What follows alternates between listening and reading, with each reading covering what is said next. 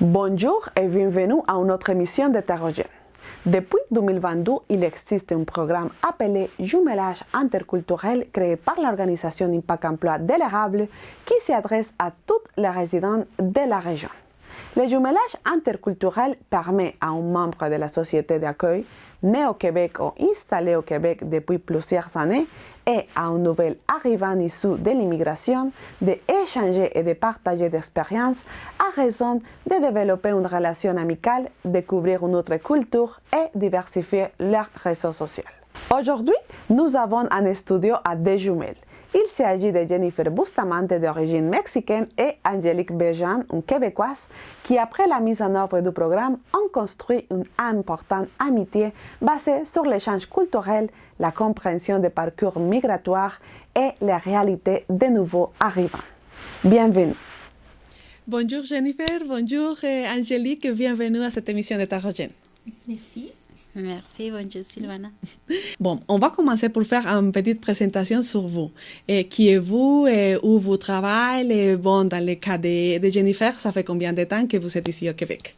Yo estoy en Pleasantville, en Canadá, desde hace 5 años aproximadamente. Llegué aquí por trabajo. Tuve la oportunidad de tener una oferta laboral aquí y pues me animé y aquí estoy. Hace 5 años ya. Hace 5 años. ¿Con quién llegaste? ¿Llegaste sola? Llegué sola justamente en octubre de 2018. Llegué sola, pero acompañada. Venía con 3 personas más que veníamos para el mismo trabajo, en la misma empresa.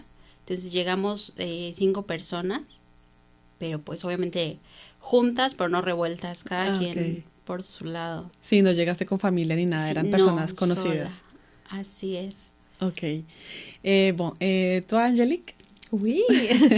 En fait, moi, je suis une typique fille de Plessisville, de la région québécoise. Mais je travaille en fait à la Maison des familles de l'Érable ici à Plessisville. Mais voilà, je vais parler tout à l'heure un petit peu plus du programme de jumelage et de pourquoi, bref, la vie nous a mis chacune sur le chemin. Mais c'est vraiment pas dans le cadre de mon travail là, que j'ai rencontré Jennifer. C'est vraiment dans un autre cadre. Parfait. Bon, et quand est-ce que vous avez commencé à être jumeaux? Comment ça a commencé justement? Quelle année? Dans quel mois? Et pourquoi? Parfait. On s'est rencontrés pour la première fois en 2022. Ouais. Je ne sais plus si c'est mai ou juin, dans ces environs-là. Puis c'était pour la première cohorte du programme de jumelage. Donc, on était comme le premier groupe à expérimenter ce programme de jumelage-là. Je vais parler pour moi, en tout cas, qu'est-ce qui m'avait interpellée un peu dans le jumelage, qu'est-ce qui a fait en sorte que j'avais eu envie de m'inscrire. C'est sûr que je suis quelqu'un qui aime beaucoup voyager, qui aime beaucoup aller à la rencontre des gens, aller rencontrer, que ce soit des nouvelles cultures, des nouvelles personnes. Puis à chaque fois que j'ai fait des voyages, j'ai trouvé que les plus belles expériences que j'ai eues, ça a toujours été quand il y a eu des gens qui ont été là, avec qui j'ai vécu une belle expérience, qui m'ont ouvert les bras, qui m'ont amené à découvrir leur environnement ou qui sont venus à ma rencontre. Et je m'étais dit, waouh, il y a beaucoup de gens qui sont immigrants dans notre région qui, eux, ont envie de s'établir ici et qu'eux aussi, dans le fond, ils ont envie de vivre des belles rencontres, de vivre des belles expériences. Et comme moi, j'aime vivre ça à l'étranger, pourquoi est-ce que je pourrais pas aussi me permettre ou leur permettre mutuellement de vivre ça ici? En fait, d'une certaine façon. Donc, c'est vraiment ça qui m'a donné envie d'aller à la rencontre de personnes comme Jennifer, de m'ouvrir à d'autres cultures, à aller à la rencontre de quelqu'un. C'est ça. Ah, super. Entonces, Jennifer, para ti, Jennifer, ¿qué fue lo que te animó? O sea, empezó siempre un tiempo después de que tú llegaste. ¿Por qué te animas también a inscribirte en este programa de Jumelage? ¿Cuáles eran, digamos, tus expectativas? Más que nada era para conocer más a fondo a las personas. Yo sé que muchas de las personas aquí, la mayoría son personas muy, muy gentiles. Entonces, eso me incitó a aceptar el programa, la invitación para el programa de Jumelage, porque quería conocer más a fondo su forma de vida, su cultura, qué hacen ellos para divertirse en invierno, en verano. Entonces, pues eso fue lo que... Principalmente conocer más a las personas. Claro. más a fondo. Digamos que empezar a relacionarte también con la cultura quebecois. Quebecois, sí, así es. Y en Angélique es una persona gentil, realmente. Encontré en ella una amiga génial. Bon, on va commencer pour connaître un peu plus les détails. Bon, vous m'avez dit que vous avez commencé à se voir plus ou moins l'été 2022. Comment ça a été ces premières rencontres? ¿Qué ça passé? Qu'est-ce que vous avez fait? Bon, tout. Pues el primer encuentro fue en las oficinas de Impact Emploi para conocernos, presentarnos y pues hablar un poquito de nosotras. Realmente no fue mucho, fue que media hora, 30 minutos, que on parlait la première fois. Ouais, environ.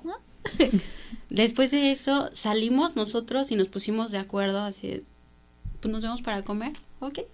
Entonces instantáneamente fue que nosotros programamos una cita para convivir. Et vous savez cuisiner la première fois. Oui. Ouais, qu'est-ce que vous savez manger? Comment ça a été la première rencontre? Hey, je me souviens plus le repas exact qu'on a mangé à ce moment-là, mais je me souviens que j'avais le souci que ce soit quelque chose qui fasse un peu québécois. Je sais que, tu sais, la nourriture, ça rallie beaucoup. Souvent, ça donne envie de discuter, de découvrir des choses nouvelles, de goûter. Je pense que j'avais fait une entrée avec un brie fondant avec du sirop d'érable, des noix, des canneberges. Oui. Mais le repas principal, je me souviens. Oui, mais c'est des repas québécois, oui, on dit. Oui. Le sirop d'érable, les canneberges, oui. C'était deux choses. La soupe aussi. No estoy muy segura. Realmente ya tiene mucho tiempo, pero sí. Recuerdo que estaba riquísimo. Ah, el queso inolvidable. Le fromage, c'était inolvidable. Oui, c'était bon. Ouais. Et bon, comment ça a été pour la langue? Est-ce que vous avez commencé a parler en français, como hiciste tú también, Jennifer, para poder estar, bueno, en grupo hablando de diferentes temas, aún, digamos, teniendo la lengua un poco la experiencia con la lengua? Pues sí fue un poco complicado en el aspecto que pues realmente no hablo el francés bien, al 100%. C'est pas vrai. Je parle pas bien espagnol, mais j'entends qu'elle dit qu'elle ne parle pas si bien. C'est pas vrai. C'est très gentil avec moi. C'est très gentil. Ils sont très gentils, oui. Sí, a veces me falla. Es como hablas y de repente no encuentras las palabras. Quieres hablar en francés. ¿Cómo se dice? ¿Cómo se dice? Sí. O sea, hay ocasiones que te falla. Pero pues creo que sí, ella siempre me comprendió. Siempre. Todo entendió. Y yo decía, ¿sí me entiendes bien? Sí. Y Angélique, comment c'est l'expérience justement de commencer à comprendre une autre langue, même si je pense que tu n'as pas étudié la langue, mais je dis que l'immigration ici dans la région, est-ce que ça aide aussi à que de plus en plus tu comprends l'espagnol? En fait, je comprends vraiment pas bien l'espagnol. J'ai fait plusieurs voyages, mais sans connaître bien la langue. Mais en fait, on dirait que c'est pas un frein pour moi, la langue, parce que j'ai l'impression qu'au-delà du langage qu'on parle, on est avant tout des humains, puis que parfois, juste la relation, ça se ressent, tu sais, quand on passe du bon temps ensemble, qu'on a du plaisir, qu'on apprécie quelqu'un, que ça n'a pas besoin de passer nécessairement par absolument se comprendre avec des mots. Fait on dirait que pour moi, ça n'a pas été un obstacle. Évidemment, l'espagnol, le français, il y a quand même des similitudes. Donc, même si je ne parle pas bien espagnol, je suis capable de comprendre quand même. Puis, c'est ça, c'est pas grave. Mais en même temps, ce qui était le fun, je pense, c'est pour Jennifer, justement, d'aller un petit peu plus loin dans le français parce que je parle pas espagnol, finalement. De pouvoir apprendre des nouveaux mots, des fois, à travers la cuisine, à travers une activité, mais comment ça se dit, ça, en français? Donc, ça permet aussi d'apprendre... Et à l'inverse. À l'inverse, oui. Comment ça se dit en français? Comment ça se dit en espagnol? Ouais. Oui, c'est complètement un échange culturel, non? C'est tout le temps de ça. Et bon, et quelles sont les activités que vous avez faites jusqu'à aujourd'hui? Vos activités favorites, on peut dire? Yo disfruté todas las actividades. Realmente una favorita no tengo. Pero sí, disfruté todas y cada una de las actividades. Cocinar, las caminatas, los picnic, ir a tomar solamente el café. las cenas, las comidas. Sí, realmente no. Lo favorito fue la compañía. Et à quelle fréquence vous faites des activités, ou je ne sais pas si dans les moments vous faites encore des choses, mais chaque combien de temps vous dites, bon, oh oui, on doit se voir, on doit parler? Je dirais c'est environ une fois par mois qu'on faisait au moins une activité vraiment ensemble.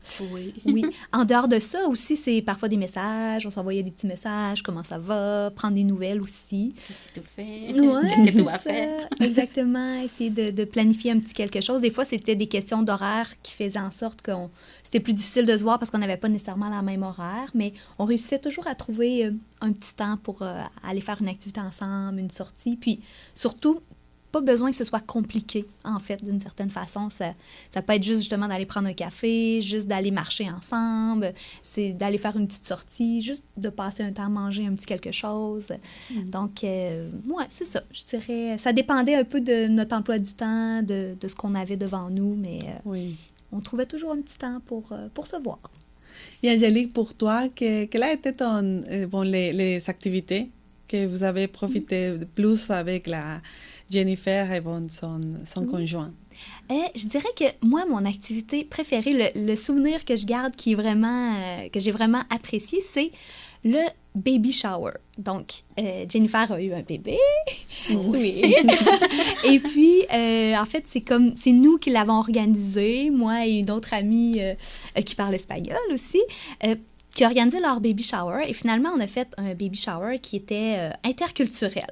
Donc, il y avait des amis à Jennifer et à Miguel, qui étaient issus de l'immigration aussi. D'autres amis du travail qui étaient québécois. Donc, on est vraiment allé avec votre réseau, moi aussi qui était là. Donc, on a fait vraiment une belle journée avec les enfants, la famille, les amis et de toutes les cultures, de toutes les langues. Donc, c'était français, espagnol, quelqu'un qui faisait la traduction pour que les gens qui parlent espagnol puissent comprendre. Bref, ça a été un beau moment. Moi, j'ai trouvé tout le monde ensemble à fêter l'arrivée du bébé qui allait arriver. Y Jennifer, en esa actividad, bueno, en ese baby shower, es que hubo algunas actividades que venían más de nuestros países, también hicieron más actividades que venían o que son de aquí, digamos que como fue también ese compartir de vivencias con esos momentos que son como tan especiales en la vida de todos, pero bueno, en este caso, pues de los latinoamericanos también. Pues hicimos la mitad y la mitad. Fue compartir mitad de actividades que se acostumbran a hacer aquí en Quebec y otras actividades que se acostumbran a hacer en México que realmente ellos no conocían. Entonces fue como que el aprender tanto ellos de nosotros como nosotros de ellos. Entonces sí fue muy divertido, la verdad.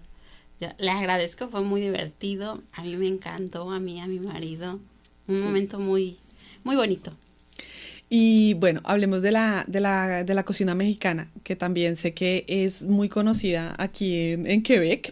Est-ce que vous avez partagé déjà de la cuisine mexicaine? Est-ce que peut-être tu as goûté de bonnes choses que tu as aimées déjà? Bien sûr, bien sûr. Jennifer m'a fait manger une délicieuse soupe typique mexicaine. Comment ça s'appelle déjà? Je me souviens. Pozole. Pozole. Pozole. Voilà, c'était vraiment très, très bon.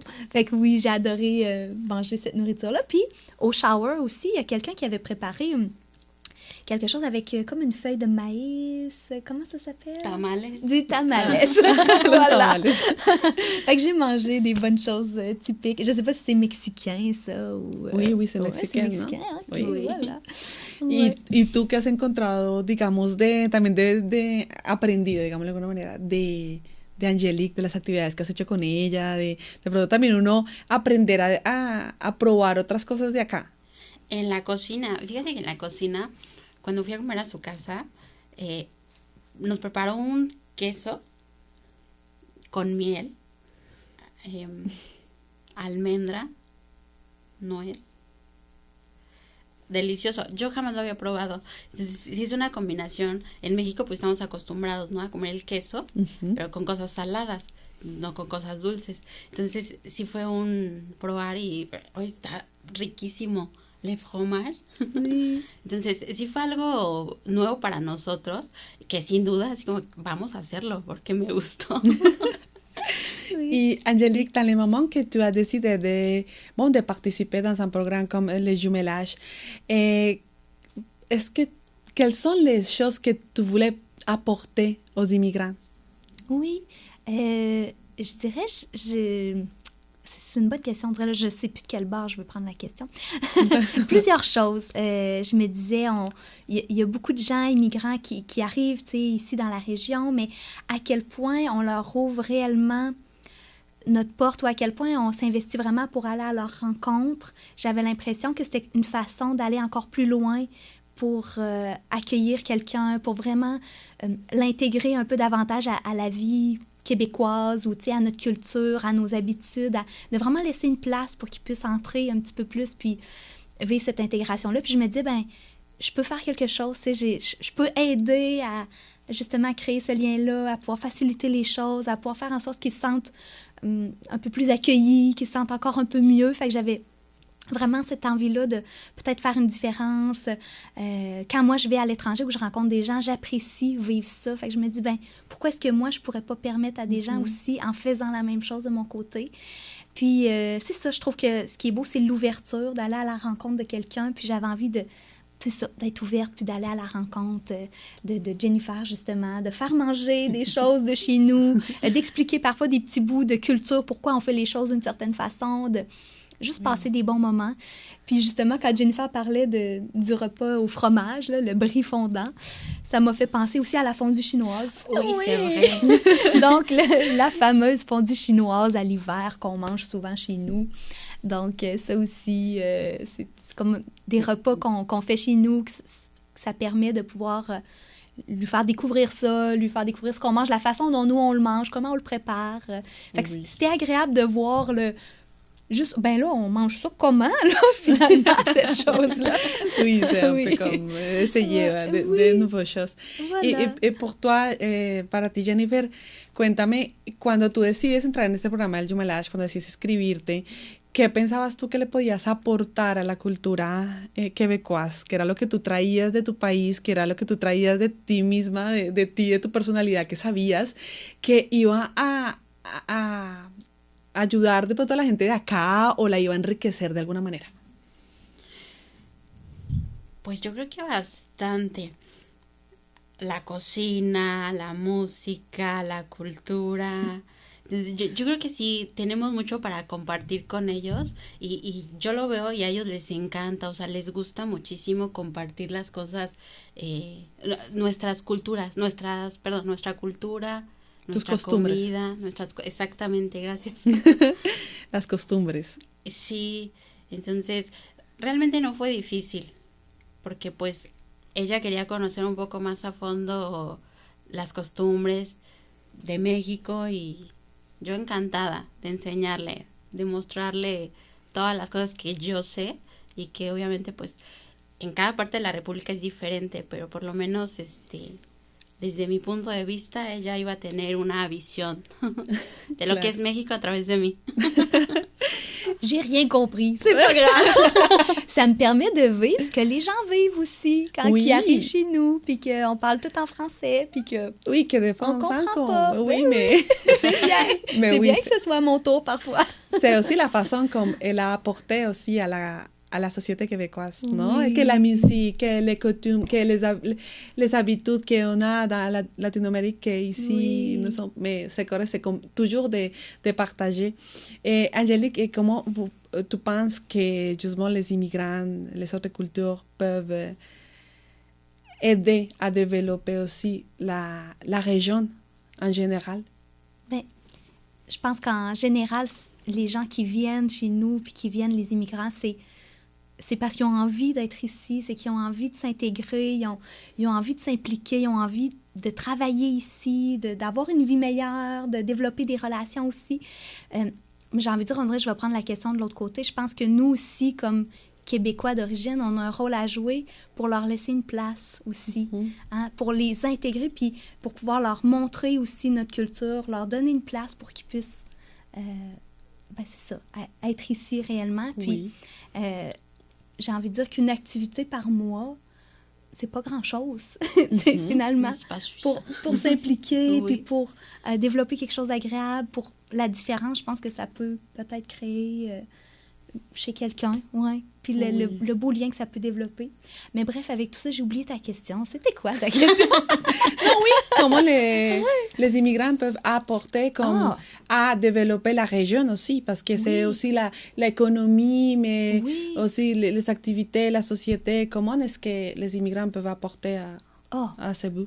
Juste par leur culture qui est différente. Tu sais, moi, j'ai tellement aimé avoir des histoires de ton pays, du Mexique, des histoires de ta famille. Quand on faisait une activité, chez nous, c'est de telle façon. Fait juste d'apprendre quelque chose de différent, d'apprendre comment est-ce que toi, tu as vécu les choses, comment est-ce que toi, ça se passait dans ton pays. Fait que cet échange-là, je pense que c'est vraiment riche. Je pense que les immigrants peuvent arriver ici avec leur bagage à eux, puis qui peuvent nous apporter aussi ce bagage-là, puis qui peut nous amener une plus belle ouverture, puis qui peut nous apporter, c'est ça, nous ouvrir. Nous ouvrir, tout simplement. Y Jennifer, para ti, ¿cómo ha sido la acogida por parte de los quebecuas de aquí, de la región? ¿Es que sientes que ha habido una buena acogida, que ellos también están abiertos a aprender de nosotros o de los inmigrantes en general? Sí, demasiado. Desde que llegué aquí, la verdad es que toda la gente, en lo personal, me ha recibido de una manera increíble en el trabajo, fuera del trabajo, mis amistades. Entonces, realmente yo no tengo ninguna queja, al contrario, agradecimientos para todos y cada uno de ellos, porque cada uno de ellos, tanto en el trabajo, al exterior, mis amigos, me han aportado algo. Siempre, claro. Sí, para integrarme, para que yo esté contenta realmente aquí. Realmente estoy comme en mi casa. Maintenant, est-ce que vous pensez que la langue, c'est un obstacle pour avoir des amis immigrants au bon des autres pays? Moi, je pense que non, mais ça, c'est ma vision à moi. C'est sûr qu'avoir une petite base minimum en français, ça aide quand même à faire quelques contacts, mais je pense pas qu'un niveau de français élevé soit nécessaire, puis je pense pas que ce soit un frein, la langue, parce qu'en fait, avant tout, c'est le contact humain, je pense, qui est important, puis ça se développe justement. La meilleure façon d'apprendre le français pour quelqu'un qui est immigrant, c'est de s'imprégner, c'est d'être en contact avec des gens, justement, qui parlent français et qui parlent pas espagnol, malheureusement. Même pour nous, c'est la même chose. Sí, Jennifer, tú que, digamos, me dices, bueno, no hablo perfecto el francés, es que la comunicación ha sido un problema para, digamos, en este momento tener amigas de aquí y poder contarle tus cosas o poder pues, pasar buenos momentos. No, para nada. No ha sido ningún obstáculo. No ha sido fácil porque pues en ocasiones yo quisiera expresarme de manera más fluida, ¿no? Pero pues me frena el hecho de no tener un vocabulario amplio. Pero no ha sido un obstáculo. Con Angelique y igual con mis demás amigos puedo platicar de muchísimas cosas. Je peux parler avec toi de beaucoup de Puis on peut faire d'autres sortes d'activités, on va marcher, c'est ça, pas obligé toujours que ça passe par le langage, nécessairement. Oui. Bon, et pour terminer, est-ce que vous voulez faire comme une invitation aussi pour inviter des autres personnes à cet échange culturel, pour connaître des personnes même s'ils ne parlent pas la même langue? Moi, j'ai envie de dire oui, vraiment. J'ai envie d'inviter les gens à se lancer, à sortir des fois un petit peu de sa zone de confort, parce que des fois, ça demande ça aussi, pour oser aller à la rencontre des gens qui sont issus de l'immigration ou d'une autre culture. Ça peut juste enrichir davantage, ça peut juste permettre d'aller à la rencontre de quelqu'un, à la rencontre d'une personne d'une autre culture. Ça peut juste apporter du positif.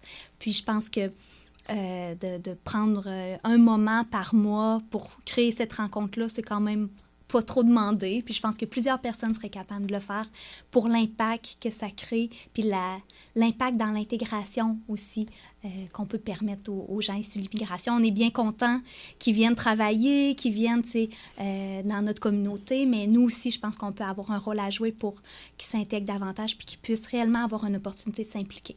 Fait que voilà, j'ai envie de dire un gros oui. Super. ¿Y tú, Jennifer? Sí, los invito. Si tienen la oportunidad de poder inscribirse al programa, de verdad háganlo. Es una oportunidad de encontrar amigos verdaderos. No se van a arrepentir. Y realmente no son amigos de un momento, porque de verdad yo siento que es una amistad que va para largo. Entonces no se queda aquí. Notre amitié, c'est long. C'est long. Ah, c'est parfait.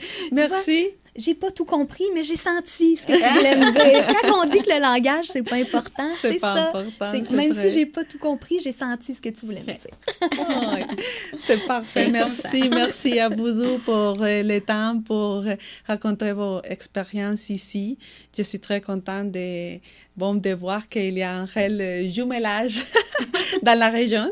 Et merci pour le temps que vous avez donné ici, les formations que vous avez données ici dans cette émission d'Hétérogène. Gracias a ti por la invitación. Gracias, Jennifer. Gracias a ti. Actuellement, l'organisation Impact Emploi est à la recherche de plus de Québécoises intéressées à être jumeaux de l'un des immigrants qui sont arrivés dans la région. Les personnes intéressées au prendre part au jumelage sont invitées à contacter Impact Emploi de l'érable au 819-362-1233. Rendez-vous la semaine prochaine dans une autre émission d'Hétérogène, l'espace de l'information, mais aussi des histoires.